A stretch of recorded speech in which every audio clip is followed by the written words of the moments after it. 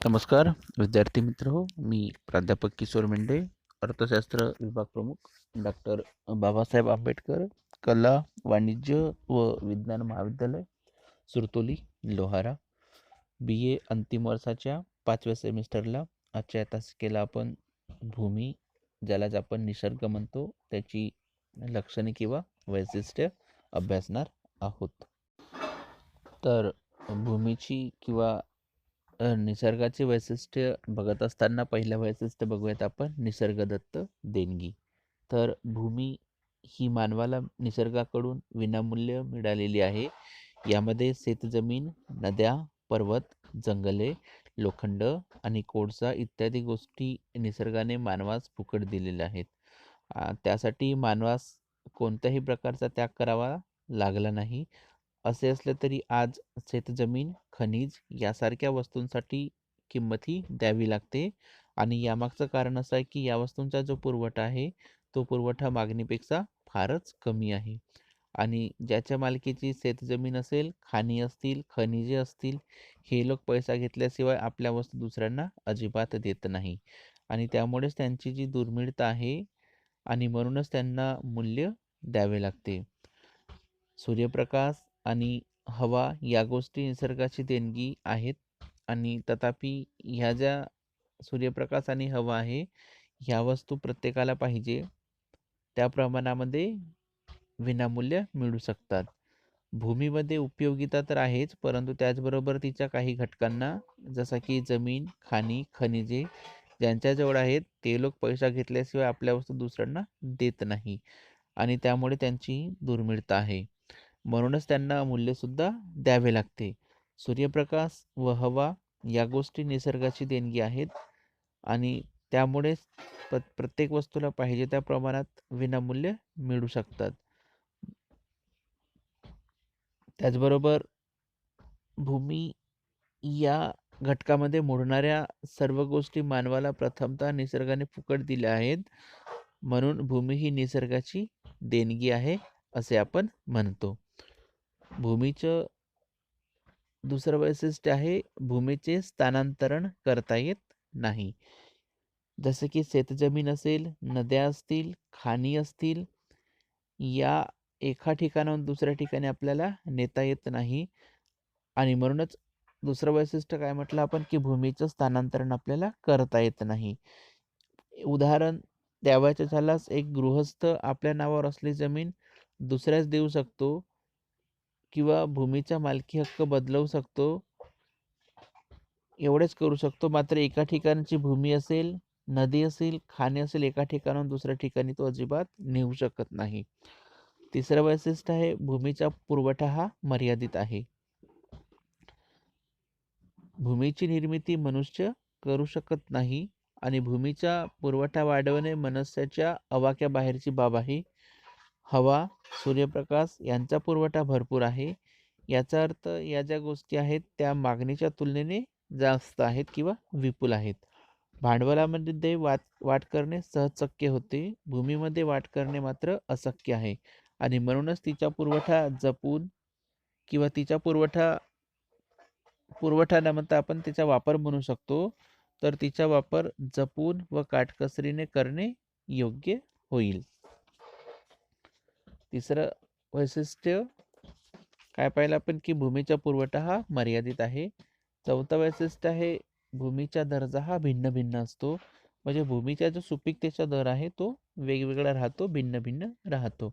यामध्ये असं आपण म्हणू शकतो की निसर्गाने दिलेल्या वस्तू एकाच प्रकारच्या नसतात, तर त्यांच्या गुणधर्माच्या दृष्टीने त्यात विविधता आपल्याला आढळून येते. त्यांची वर्गवारी करणे भिन्न असते. उदाहरणामध्ये काही जमीन अधिक सुपीक तर काही जमीन नापीक असे प्रकार दिसून येतात. तर भूमीच्या गुणधर्मावर तिची उत्पादकता अवलंबून असते. भूमी जेवढी जास्त सुपीक तेवढी उत्पादकता जास्त, भूमी जेवढी कमी सुपीक तेवढी उत्पादकता कमी असते.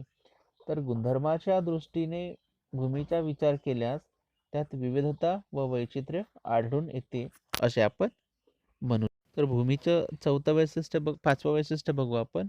भूमी अविनाशी असते. म्हणजे भूमी आपण पूर्णपणे तिचा नाश करू शकत नाही. तर भूमी ही कायम टिकणारे उत्पादनाचे साधन आहे. जमीन, नद्या, समुद्र, जंगले इत्यादींचा वापर अनेक वर्षापासून आपण करीत आहोत. मानवाने भटक्या अवस्थेपासून कृषी अवस्थेत पदार्पण केल्यापासून तो आजपर्यंत जमिनीतून पीक घेणे सुरू आहे, तरीही शेतजमीन मात्र कायम आहे. तिचा नाश झाला नाही, ही वस्तुस्थिती आहे. हवा व सूर्यप्रकाश यासारख्या नैसर्गिक बाबी अविनाशी आहेत, म्हणून त्या मानवजात जिवंत आहेत. खाणीतून अधिकाधिक खनिज द्रव्य काढल्याने कालांतराने खाणी कोरड्या होतात असा अनुभव आहे.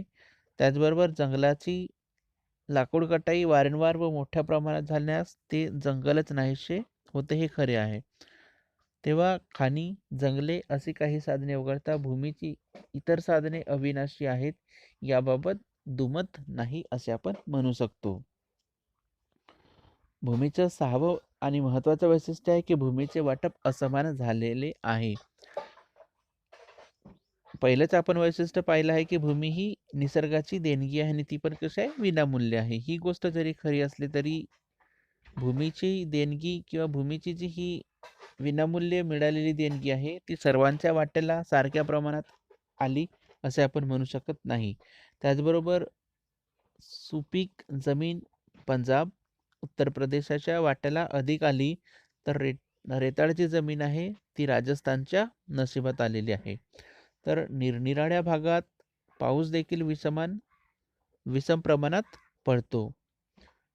बंगाल, बिहार, ओरिसा व आसाम ही जी राज्ये आहेत ही खनिज संपत्तीने समृद्ध आहेत, तर काश्मीर, राजस्थान, पंजाबमध्ये खनिज संपत्तीचा अभाव आहे. थोडक्यात आपण असं म्हणू शकतो की निसर्गाने नैसर्गिक साधन संपत्तीचे जे वाटप केले आहे त्यात आपल्याला मोठ्या प्रमाणात विषमता दिसून येते. भूमीचं 7वं वैशिष्ट्य आहे, भूमी हा निष्क्रिय उत्पादनाचा घटक आहे. यामागचं कारण असे की वस्तूच्या उत्पादनासाठी भूमीची आवश्यकता असते. हे जरी खरे असलं तरी स्वतःहून भूमी वस्तूचे उत्पादन करीत नाही. शेतजमिनीत गहू पिकतात हे खरे आहे, परंतु ती जमीन आपण गव्हाचे उत्पादन करत नाही. तर शेतजमीन निष्क्रिय असते, त्यामध्ये मनुष्य भांडवल खर्च करून गहू पिकवतो. तर मानवाच्या प्रयत्नाशिवाय भूमीमधून कोणतंही उत्पादन होत नाही. खाणीमधून कोळसा, लोखंड काढण्याचे जे काम आहे ते काम खाणी करीत नसतात, कारण ते कसे असतात, निष्क्रिय असतात. तर मानवी श्रम करून त्यामधून आपल्याला उत्पादन घ्यावं लागते. तर अशा प्रकारे आजच्या तासिकेला आपण भूमीची वैशिष्ट्य किंवा लक्षणे बघितली. त्यामध्ये पहिलं वैशिष्ट्य पाहिलं आपण की भूमी ही निसर्गदत्त देणगी आहे. दुसरं वैशिष्ट्य होतं भूमीचे स्थानांतरण करता येत नाही, म्हणजे भूमी एका ठिकाणून आपल्याला दुसऱ्या ठिकाणी नेता येत नाही. तिसरं वैशिष्ट्य पाहिलं आपण भूमीचा पुरवठा कसा आहे, मर्यादित आहे. चौथं वैशिष्ट्य आहे भूमीचा दर्जा हा भिन्न भिन्न असतो, म्हणजे भूमीचं 5वं वैशिष्ट्य आहे भूमी ह्या अविनाशी असते.